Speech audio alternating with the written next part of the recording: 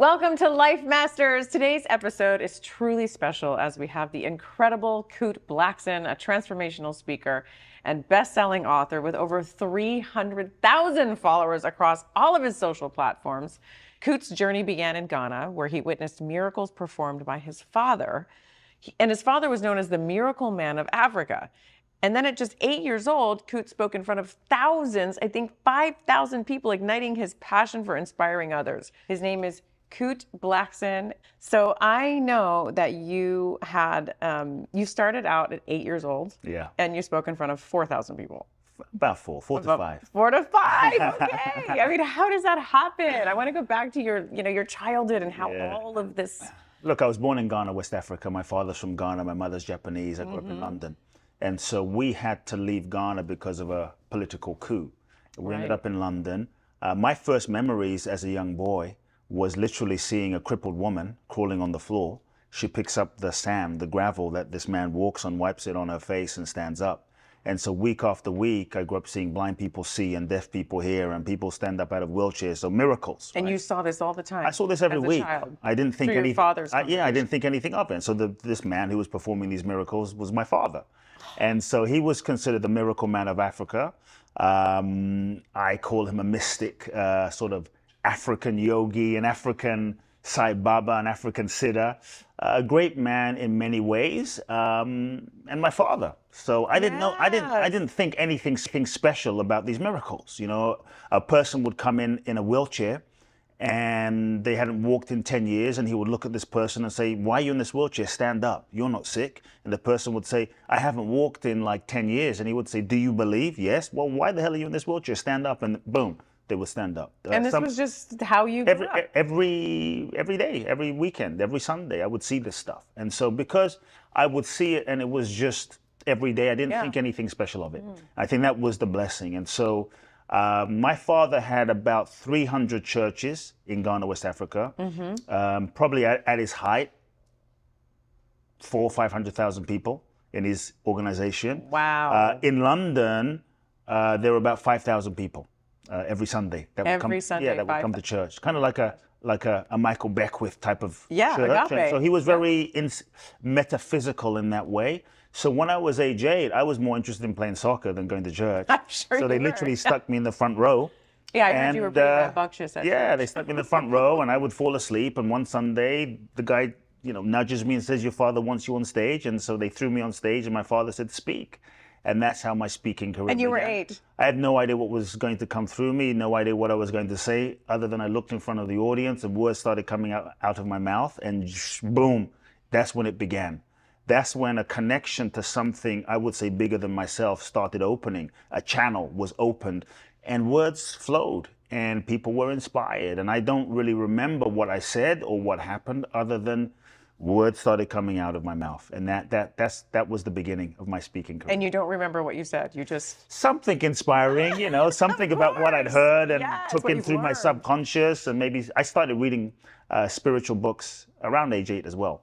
My first spiritual book was called Creative Visualization by a woman called 𝐲𝐞𝐿. Yes. And so I started absorbing this information about how thoughts become things, and thoughts are powerful. So probably something around the power of thinking and visualization and our thoughts is what I was speaking at the time.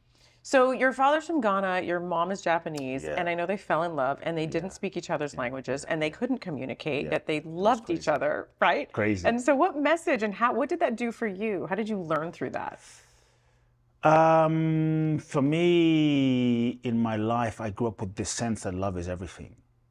And like love needs no language.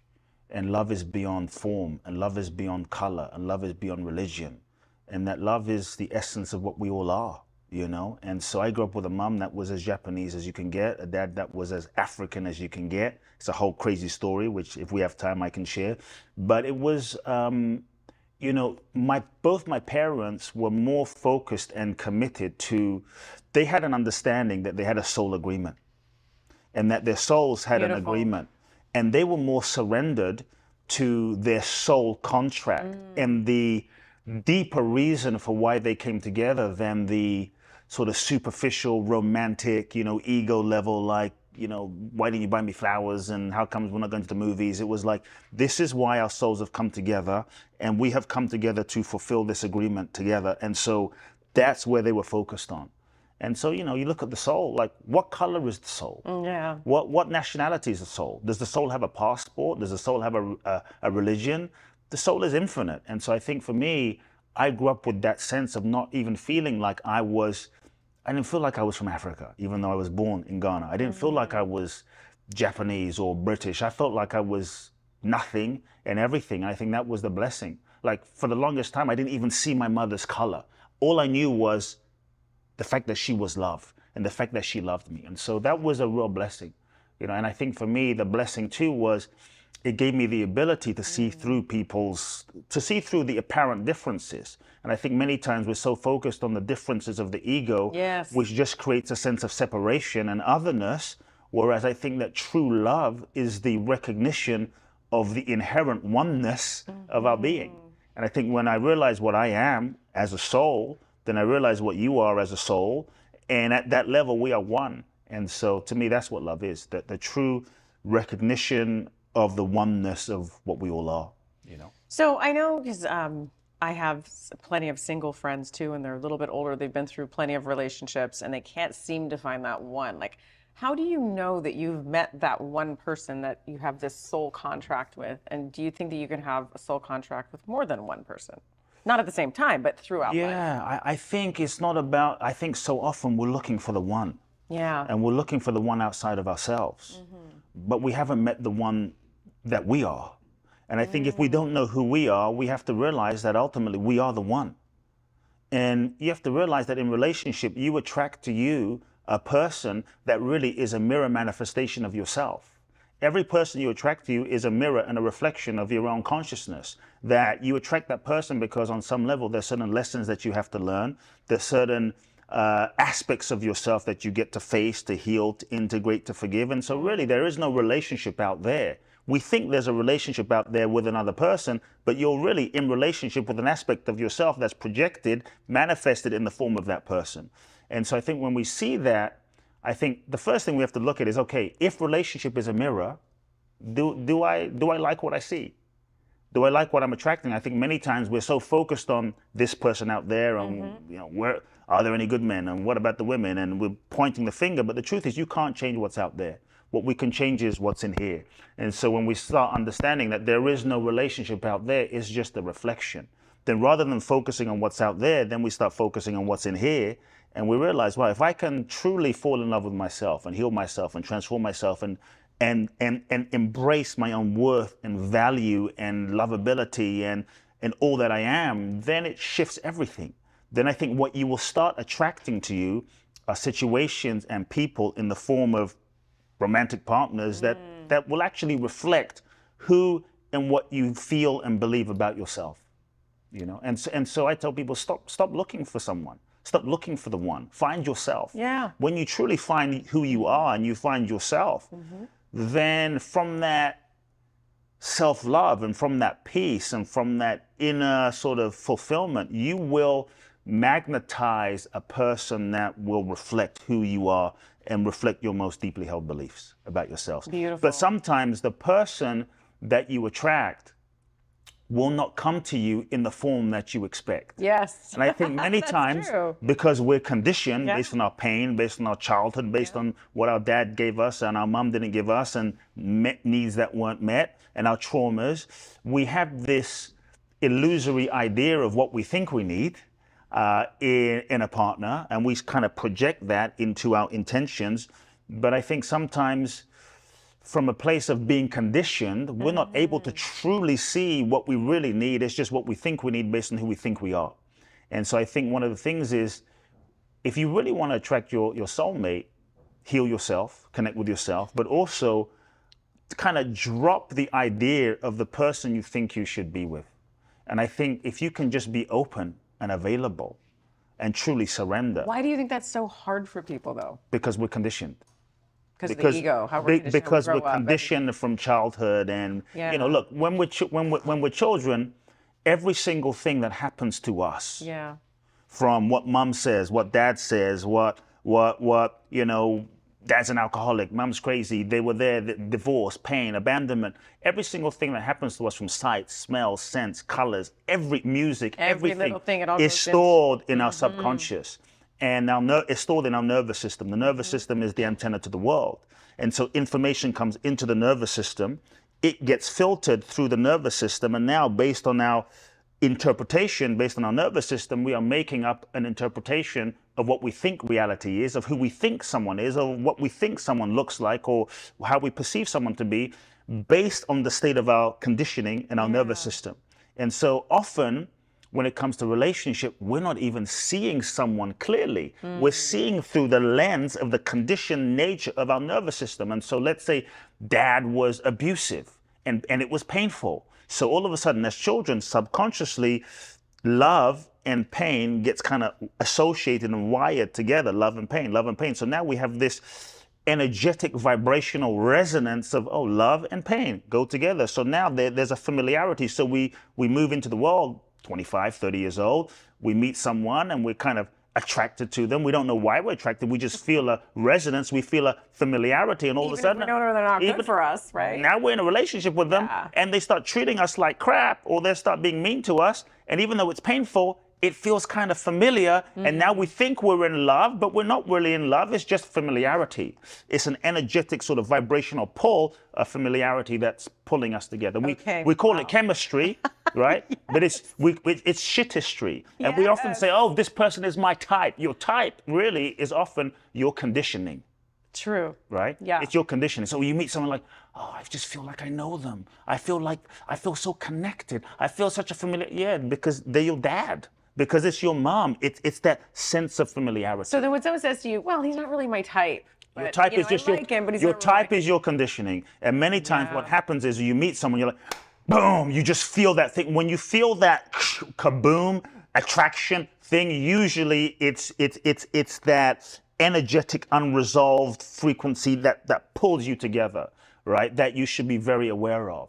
And so that's why we think it's what we want, and we write our goal list of the type of person we want to be with based on our conditioning, rather than our true healed self. So how do you truly, let's say, I'm attracting the wrong relationship after wrong relationship, and how do you teach your clients? First you have to acknowledge that you're attracting the wrong relationship after the wrong relationship, because many people can't see it. All lessons are repeated until learned.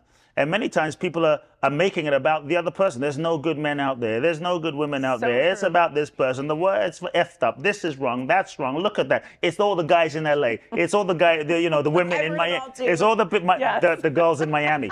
But the truth is, there's one common denominator, and it's you. And so ultimately, we have to be willing to take complete and total responsibility. And often we don't take responsibility for what's showing up, and we keep blaming. And you can't really shift something if you're blaming and pointing the finger. And that's where we have to be willing to take the responsibility and say, okay, it's not what's out there, it's me. And so what are the people that I'm attracting to me over and over and over and over and over again? Different name, different face, different religion. One has a mustache, one doesn't have hair, one has long hair, one has blonde hair, one has short hair. We keep attracting the same dynamic and the same pattern. So what does the person and the people that I'm attracting to me, what do they reflect to me about myself? And I think when we can start doing that self-introspection and really acknowledging that, that's when we stand the possibility of shifting, and then the possibility of actually dealing with the sort of unresolved pain, hurt, resentment, the unresolved sort of emotions and feelings that we're carrying. Then we can actually deal with that and face it and clear it and heal it. But you have to be willing to and do it. You have to be willing to take responsibility and take ownership, and then face what's unresolved in here. Because what's unresolved in here will tend to get recreated and manifest in the form of the people you attract to you over and over and over and over again. You can leave a person.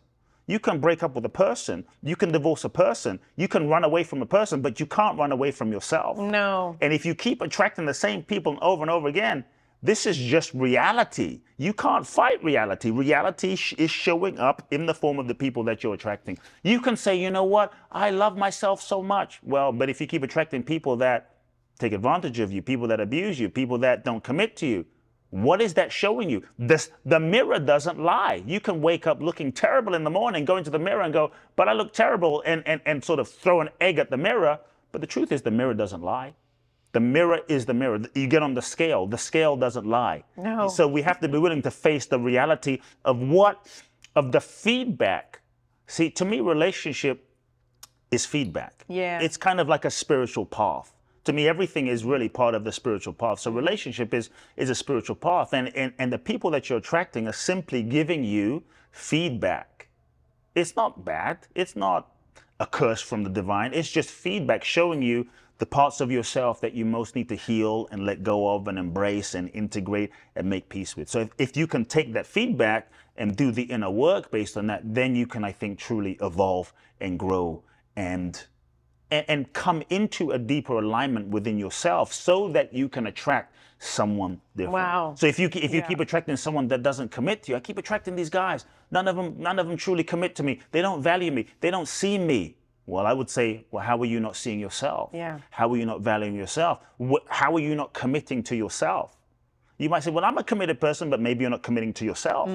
And so it has to start with us. So, I mean, there's so much here. I could ask you 3,000 questions right now. But how did you learn this, first of all? And was there a point in life that you were struggling with, or that you were having this reflected back to you, saying, and then how did you go through the self-discovery process? Okay. There's a couple of things in there. How did I learn this was I started at a very young age. So at age 8, I started reading. From 8 to 18, I read 800 self-help books, just trying to understand life. Everyone from the Eastern mystics of like Ramana Maharishi, Yogananda, Nisargadatta Maharaj, Maharishi Mahesh Yogi, Muktananda. I mean, for me, this was my life. I started meditating at a very young age, reading everyone from Wayne Dyer and Tony Robbins and Deepak Chopra, Marianne Williamson, Louise Hay, Jim Rohn, Zig Ziglar, Mark Victor Hansen, Jack Canfield. All the best. I mean, all the as best. As a teenager. So for me, this was my life, just trying to understand life and why we're here and what's the purpose of life. And so that was about 10 years of my life. But you could say, how did I really learn all of this? Information is one thing, but I think what really cracked me open, and again, there's different parts to the story, is I came to the US. We can go. You came to London first, and then. Yeah, I went to London, and then I came to the US. At 18, I came to the US. And I wanted to come to the US because this is where all of the self-help gurus were and self-help authors were. And so I came to Hollywood. Yeah. Not for Hollywood, but I came to Hollywood because this is where all of them lived. They lived in San Diego and LA and maybe... And you knew this is what you wanted to do. I always wanted to go into this field. Yes. And so the real, and there's more to the story, but the real, I would say, shift happened when I was 20 years old. And I fell madly in love. Oh, okay, good. I fell madly in love with a woman, a beautiful woman. Actually, when I was 19, I fell in love with this woman, and she says to me, she was a lot older than me, and she says to me, I think you have some anger towards your father. And my response at a ripe old age of 19 was, thank you very much, but this relationship is over. I was like, goodbye, thank you, we're done, on to the next, I'm fine, everything is fine. Mr. Positivity. Then I fell in love a year later, age 20, with an amazing woman I thought was my soulmate. She's the one. I mean, I couldn't imagine not being with her. And so when you meet the one, I was like totally willing to do whatever it took to truly heal. And so she says to me, I think you have some anger issues towards your father. Okay, and so that's what it was love that, you could say love brings up everything unlike itself, in order to be faced and healed. And so that's what really forced me to delve inside, to really do the healing, to face my fears, to deal with my anger towards my father, to acknowledge that I even had anger towards my father, to acknowledge that I even had anger towards my mother, to really face the pain, the hurt, the fears of abandonment that I've been carrying that I didn't know. And that put me into therapy, and that put me into seminars. And I went to seminars and courses, and it just started a 4 to 5 year process of deep inner healing. So it's just one of those things where you just sought out anything. Everything that and was coming anything, your every way weekend, to it became learn a about yourself. full-time job. Okay. And so here's what really happened. So I'm in relationship with this woman I'm thinking is the one. And we ended up being together for 4 years.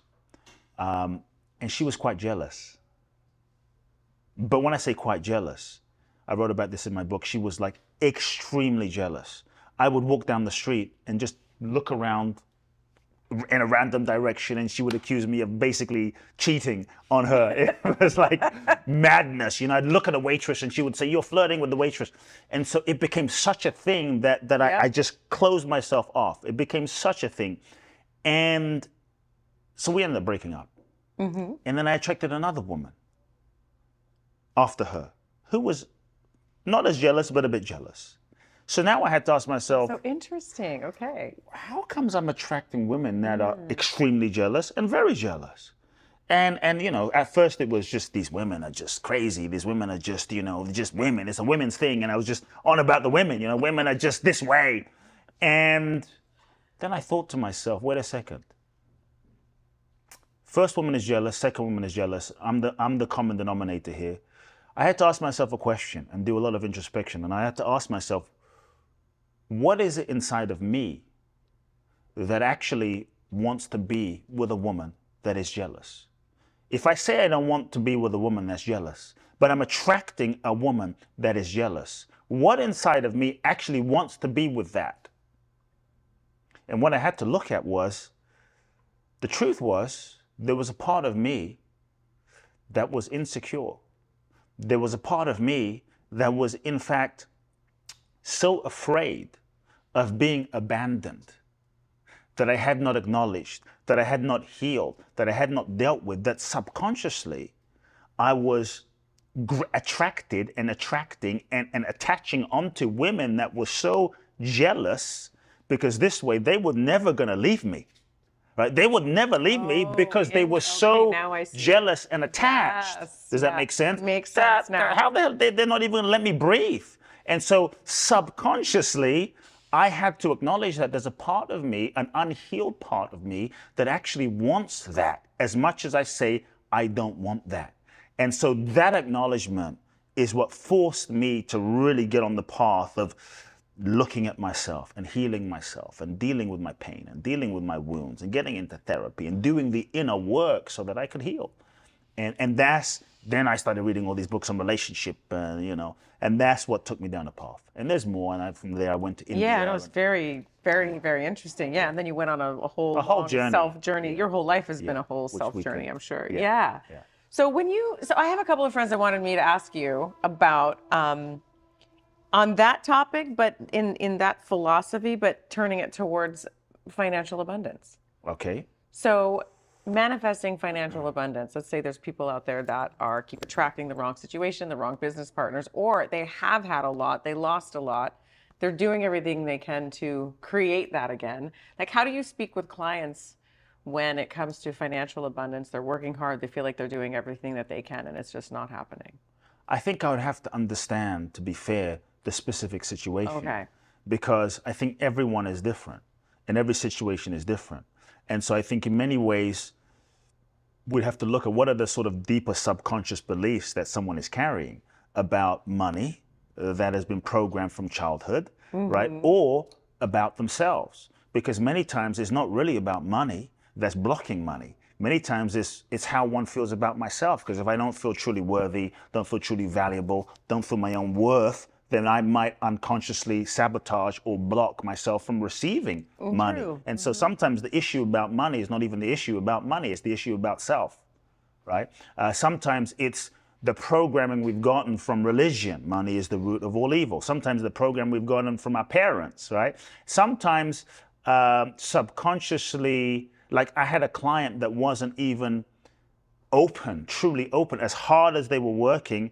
She was not even truly open to creating financial abundance as much as she was working hard to create financial abundance, because subconsciously there was a fear of, if I really create abundance and I don't come from abundance, and growing up I struggled all the time, I'm going to have to let go of my tribe, let go of my family. And if I create millions of dollars, I will no longer be connected to my family growing up because I'm going to leave them behind. So there was a sort of subconscious fear of leaving behind the people that she grew up with in creating financial abundance. I had another client. That's why I say it's different for each person. It's different for everybody. I had a client who, as much as she was trying to create financial abundance, she grew up with a very rich father. Her father, now she was 45, 50 years, let's say 50 years old, her father was still financing her life. So subconsciously, there was an internal block on her creating financial abundance because she was resistant, you could say afraid. If I actually create financial abundance, then my father will no longer give me money, and him giving me money is how I feel connected to my father, and that's how I feel love from my father, right? So we have to look at sort of these internal conflicts around financial abundance as well, because many times it's not the technicalities or the what, it is the inner psychology. And so everyone has to look at, if I say I want financial, here's the question. If I say I want financial abundance and I don't have it, why do I actually not want it? Why do I actually not want it? Why do I actually not want it? Because I don't have it. If I say I want it, if I say I want it, but I don't have it, then some part of you actually doesn't want it. But you're not acknowledging the part that you're not acknowledging the part that doesn't want it. There's an internal conflict. Yes, okay. I don't want financial abundance because I'm afraid of the responsibility. Oh, okay. I don't want financial abundance because I'm afraid that I'm going to lose my father's love, right? So many times there's internal conflicts as to why we don't manifest what we say we actually want to manifest. And so it's trying to figure out what those internal conflicts are. We have to be willing to acknowledge what those deeper internal conflicts are as to what's kind of blocking what we say we want around financial abundance. Okay. Does that make sense? So makes sense. To me, financial abundance also is not simply about what you have. Financial abundance to me is about how you feel about yourself and how you feel about what you have. Abundance is an inner state of being. I have clients that are billionaires that feel poor. They live in scarcity and they feel poor. They are not abundant. They have money, but they don't have abundance, because abundance is a state of being. It's about how you feel about yourself, how you feel about life, how you feel about what you have. So let's say you don't have financial abundance at the level you want. So I would say first, focus on gratitude and focus on what you do have. Celebrate what you do have rather than what you don't. Celebrate it. Get into the feeling of the abundance that you have. For someone that says, but I have nothing, well, focus on what you do have. Like, I have my health, I have my hair, I have my nails, I can pee, I can take a poop, I have a car, I can breathe, you just start there. I can smell. Start there, celebrate. Start there. Start with the abundance that you have, because we all have a level of abundance, right? Then I would say to someone, look at those internal blocks, right? So that you can bring the subconscious to the conscious and start releasing that. Then I would say, many times we're so focused on making money in terms of financial abundance. But to me, money is a function of adding value. So I would tell people, stop focusing on making money and really focus on being of service. And adding value, I like that. Truly adding value, because when you truly are of service, you're adding value. When you're adding value, you're solving someone's pain, someone's problem, someone's challenge. And if you are really truly being of service by solving someone's pain, problem, or challenge, money is just the energetic transference of energy, the exchange of energy that comes from solving someone's pain, problem, or challenge. Yeah. Wow. Okay. So Life Masters is on this topic. Life Masters is all about people who hit rock bottom and have gotten out of it at some point. But I'm sure that you have met clients that are at their rock bottom. Sure. Right. So what are some of the first few things someone can do? They're in their rock bottom. They've lost everything. And what are some of the steps that they can do to start to get out of their rock bottom? Yeah, I think if you're at your rock bottom, surrender. Yes, which is what your book is about. Yeah. I would say truly surrender and let go. Okay. Because many times when you hit your rock bottom and it seems like life is falling apart, it's really falling together, but you're not able to see it in the moment.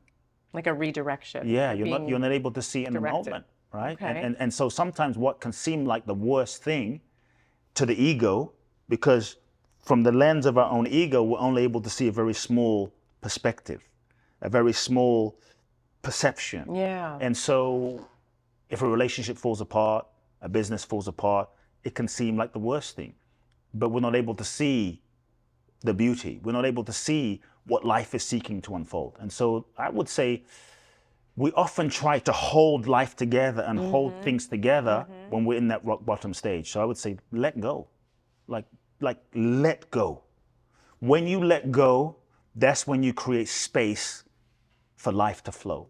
Like let go. Like the next level of your life requires the next level of you. And the next level of you requires that you let go of what's no longer working. And so, or what used to be working, but then isn't working yeah, anymore, or what's not whatever working that anymore. is. But and that's why I say let go. Yeah, you know, that can be so hard but many sometimes. times we're holding on to things that are no longer working because Yeah. it's familiar and it's comfortable and we feel safe and it's the known. But if you, in that moment, if you can just let go and not try to hold on to what was, that's when you're going to make room for more. That's when you're going to really be open for more possibility. And sometimes it takes time. Yes. Right? It does. So you have to sit in that for a little while. And I know that there's a difference between, or I would love for you to talk to me about the difference between surrender and giving up.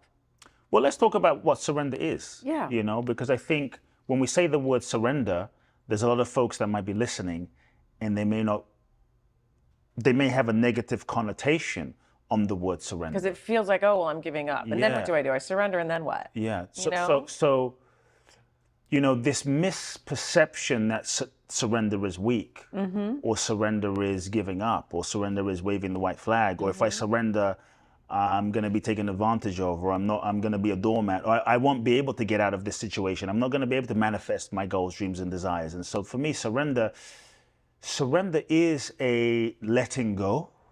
It's a letting go of control. It's a letting go of trying to force and manipulate life to fit your limited idea of how you think it should be. Yeah. Right? And I think... And we all know when we're doing that. Yeah. Because it's just, it feels like you're we're walking holding through. on. Yeah. It's a letting go of how you... The life that you think you should be living and the person that you think you should be so that you can be just available and open to the life that is actually seeking to unfold. You know, and I think many times, if we really look at our lives, I think if everyone looks at their life, you will often see that the best things in your life that happened, you didn't plan. The best things in your life that happened, you didn't sit down and plan. It just kind of happened. It does, yeah. In the process of living life itself. I think if everyone were to look back at maybe some of what they thought were the worst things to have ever happened. We were talking about relationship earlier. We've all had those relationships that we thought were the one and that we couldn't imagine living without. But if you look back at the relationship maybe 5 years ago or 10 years ago that you thought was the one, that you were like, this is the person, I can't imagine living without this person. And maybe it didn't work out. And you were devastated in the moment and you hit rock bottom and you were mad at the universe, mad at God. But now maybe 5, 10 years later, you look back and you think to yourself, well, thank God that didn't happen. You know, so true. That happens all the time. Thank God that didn't work out. And so when shit hits the fan, we're often not able to understand. We're often not able to see why it's happening. So there's usually a few reasons why goals don't manifest. Yeah. So number one, the goal that you think is the goal is really not the goal that is in alignment with your soul's highest intention. It's just kind of what you think you want based on your own conditioning. But the goal isn't really the highest possibility that is seeking to manifest in your life. What we tend to do when things don't manifest and we hit rock bottom is we tend to want to force things. We try to force things to be something that they're not.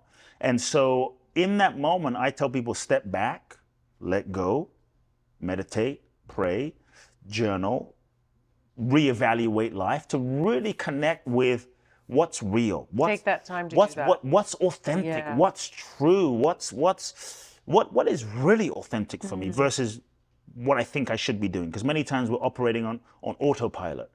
The second reason why sometimes dreams don't manifest is it's just not time yet. It's just not timing. Okay. Right? It's just not the season. Right? There's spring, there's summer, there's autumn, there's winter. Everything has a natural timing. And a cycle, and a cycle and a rhythm. You can go to a mango tree and just pluck a mango, even though it's green, even though you want this mango now, it's not ripe yet. And so many times we are. Is it an energy thing or an energetic thing within yourself, or is it a? I think sometimes it's just not timing yet. It's just the cycle of life. Yeah. A time of your life. We all have certain. Sometimes it's time to be still. But because we're impatient, we want what we want. We want it now. And so we force life to happen. But then we're so exhausted running up against the wind through a storm that when it's time to act, now we're too tired to act because we were so busy fighting and forcing. And so we have to learn the rhythms of nature and the cycles of the season. Is daytime, is nighttime. Nighttime you sleep, daytime you work. And so timing. Give it time. Truly understanding the rhythms and of time. The third thing is sometimes things don't happen or things fall apart because you have not learned the lesson that you need to learn in this particular moment of your life. To me, life, we are souls. We incarnate into this human experience. Life is like a university, I think, for our soul's evolution. To learn. I think everyone is our teacher. Everything is our curriculum. If that's the case, if you don't learn the lessons where you are in this particular moment, then you just repeat the lessons over and over and over again. And so then that blocks that next level. And so sometimes things have to fall apart because you haven't learned the lessons. And that's just the universe kind of, the process and the pressure of the universe forcing you to learn certain lessons that you need to learn. Yeah. Very interesting. Okay, so I also wanted to make sure that I asked you about your, it's the experience where you take someone to India for 14 days. Sure, I don't do that anymore. Oh, you don't do that anymore because you were known for that at one point. Yeah, okay. yeah. But you did at one point. So do you have, like, what are some of the, and then I also know that you have these processes that you do with people to help them live their fullest life or help them live through love. Like, how do you help your clients live their fullest life or through love? Because I know that you have some workshops and you have a workshop in Bali. Yeah, I have a workshop in Bali. Look, I think if there's one place that people can start, and I talk about this a lot, but if there's something practical that people can do where they can begin, I would say one of the things that keeps us stuck, keeps us blocked, are all the ways that we lie to ourselves. I think as human beings, we lie to ourselves. We're conditioned from childhood to lie to ourselves. There is no true transformation without truth. There is no healing without truth. There is no breakthrough to love without truth. And so if someone's wondering, where do I begin? I will tell everyone, start with the truth by looking at what lies am I telling myself? Just start there. Sounds simple, not always easy, but what lies am I telling myself? What am I pretending to not know? What are the lies that I'm telling myself? What is it costing me? And I think if we can just start with the truth, like you have to want to be free more than you want what you have. And if you can just start with the truth, to me, the truth is what sets us free. So if we can just start there, I think that's where the breakthrough can happen. And I think when people can take the pressure off of themselves of having to take any action, that can free you up a bit. Because sometimes the fear of the consequence of the truth is what stops us from truly acknowledging the truth, because I'm afraid if I really acknowledge the truth, then what, right? And so if we can just start with, I hate my job. You don't have to leave. You don't have to quit. I hate my job. And just feel that. Feel what that brings up. That begins a process inside. I'm no longer in love with my wife or my husband. Just feel what that brings up. I have an alcohol problem. No judgment, but just feel that. Just like if we can just start with the truth, to me, it's the truth that begins the process of transformation. I love this. Yeah. Wow. I mean, I could sit here and ask you a million questions, which you've been asked throughout your entire life. So I guess the last thing I wanted to talk to you about is parenting. I know you work with a lot of parents. I have a son. And you have a son, yes. Yeah, I have a son. So what are some of the biggest struggles that parents have? Because I know right now with social media and this and that, I'm an older parent. So my daughter's, I'm 52, my daughter's 12. Wow. And so there's this big discrepancy between how she is growing up and what her influences are compared to what I was influenced by. Yeah. And it's very difficult for Different parents world. now. It's a different world. Like, so what are some of the issues that you work through with your clients, and what do you think that parents are struggling with most? First, I just want to say that I think parenting is one of the most profound spiritual paths. Oh, yes, so true. It is a spiritual practice and a path on its own. It's a yoga on its own. It's a meditation on its own. So to any parent, I don't think there's like some formula or right way. There is no instruction. I don't think there is a right way to parent. Okay. Because each soul is unique, and everyone's karma is unique, and everyone's karma with the child is unique. And so there's no like formula as a parent. I think parents, because there's a responsibility and a love to this child, we can be very hard on ourselves. And so I just want to acknowledge any parent and acknowledge your soul as a parent, that if you're a parent, you signed up for a very challenging seminar. You know, and I just want you to give yourself grace as a parent for how difficult it is in reality, because you are now kind of responsible for another soul. But as a parent, I would say, if you can just realize on a bigger level that your child is a soul. They don't belong to you, really, even though they belong to you. They belong to the universe. They belong to life. And as a soul, they have their own life lessons to learn. With or without you, they're going to learn some of these life lessons. And it's not your job to like control them and impose your conditioning onto them, but it is your job to provide a safe space to guide them. But it's not your job to control them or impose your conditioning onto them. It's your job to provide the space, the soil, the environment of love, so that this soul and the seed of the soul can blossom and emerge, so that they can fulfill and become what they are truly destined to become, not just what you think they should become.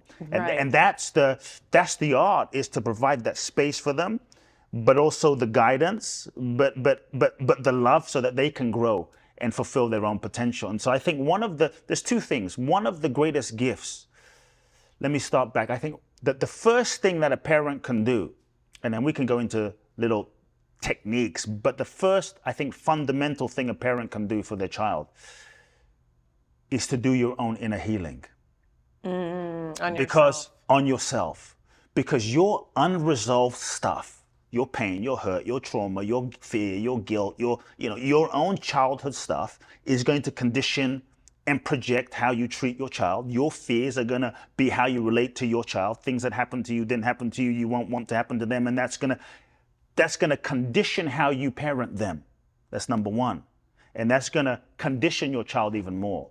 Your unresolved emotional stuff too, your kids, because they're so connected to you, will tend to absorb it via osmosis, and your kids will tend to act it out. And I really believe that the unresolved emotions, feelings, patterns, energy, karma, secrets that have also been passed down from our parents and grandparents, addictions from grandparents and that aren't resolved, that energy flows to our children. So the stuff that we don't resolve, well, they say it's in our DNA too. the stuff that we don't resolve is the energy that is passed to our children, and our children will often then act out our unresolved energies, patterns, emotions, secrets, pains, and wounds. They will act it out. They will play it out.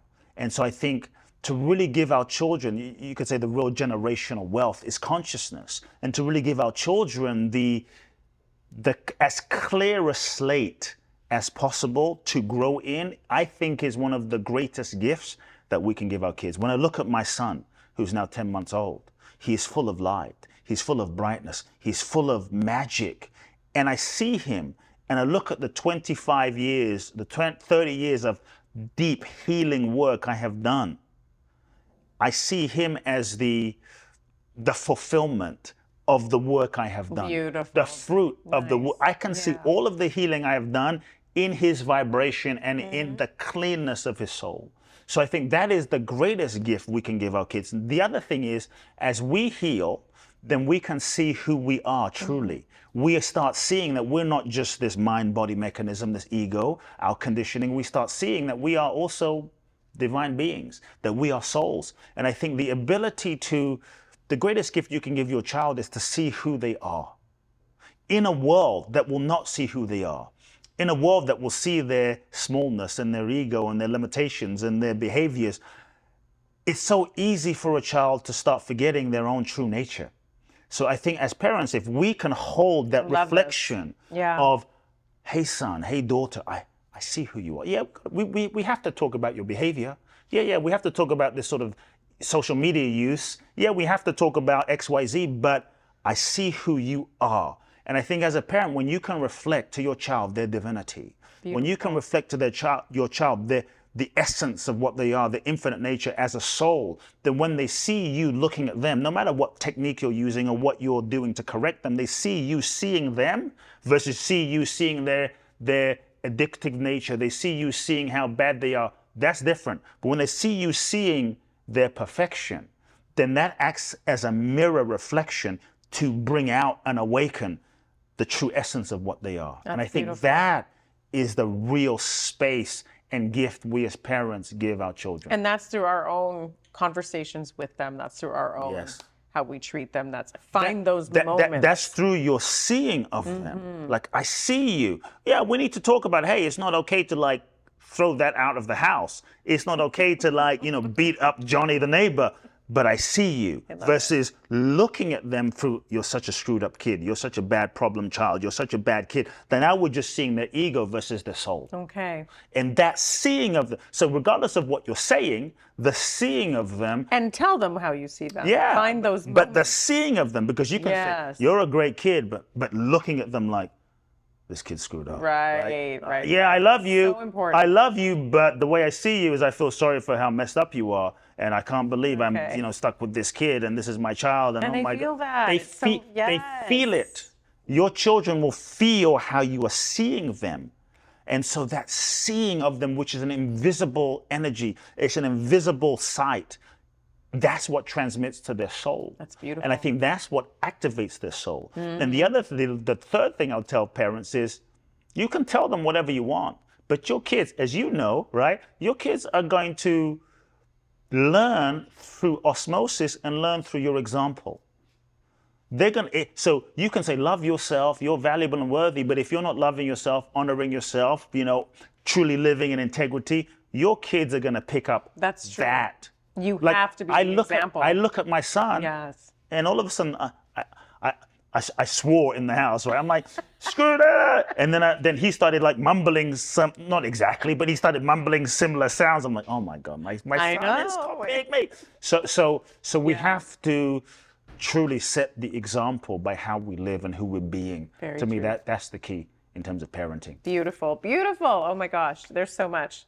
Well, I just want to thank you so much for coming into the studio here at Studio Place LA on my podcast, Life Masters. This was beautiful. And what would you like to, how can we learn more about you and where can we connect with you if people want to work with you? And I would say first get the book, The Magic of Surrender. Yes. It's available on Amazon paperback version. That's number one. The second thing is I would say the most powerful thing that I do is my transformational work.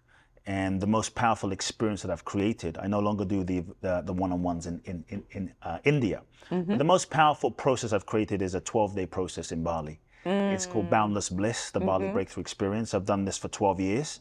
I've done 22 events in Bali, and we have people from all walks of life. And so I'd say if you're someone listening, you feel that you've been put on the planet for a purpose bigger than yourself, and you're ready to heal, and you're ready to transform, and you're ready to free yourself. Twice a year. This year, the next event is July the 20th through the 31st. And how many people? We take 18 people max. Yeah, I thought it was less than 20. Amazing. I use Bali as the backdrop to facilitate profound transformation. Well, I've been to Bali, so I understand why. So people can find out more, www.boundlessblissbali.com. Okay. And so tell me a little bit more about that, though. So what can you expect if you sign up? It is a revolutionary process where I create and design a systematic step-by-step process that is designed to help each person become aware of their conditioning and processes that designed to help you free yourself from the patterns and layers of your conditioning in a very unusual and unique way. There's many events that will take you to Bali now, and you'll go to nice rice fields and you'll go eat nice Balinese food. But not an event like this.